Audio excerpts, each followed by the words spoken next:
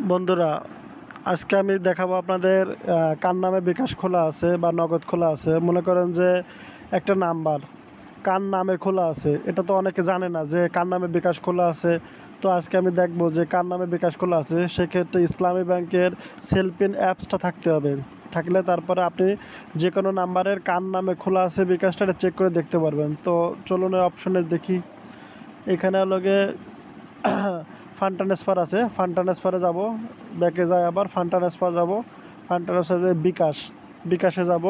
এখানে যে বিকাশে যে নাম্বার লাগবো, তো বিকাশে প্রথমে যে কোনো একটা নাম্বার লাগবো, 01711332563, মনে করি নাম্বারটা লিখলাম।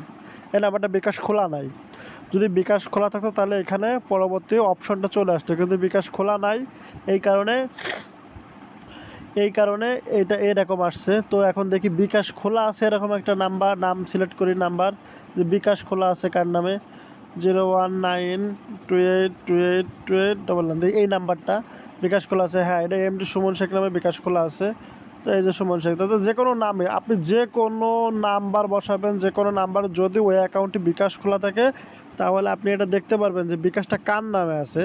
ঠিক নগদও একই সিস্টেম। নগদে গেলাম, অপশনে গেলাম, 01928282811 অপশনে গেলাম, এখানে দিলাম। এখানে আমার নামে আছে বিকাশ এখানে সেক্ষেত্রে অ্যাকাউন্টে যাইতে হবে। আমার নামে আছে বিকাশ নগদ অ্যাকাউন্টটা আমার নামে খোলা আছে, এমনি সুমন শেখ নগদ অ্যাকাউন্ট খোলা আছে।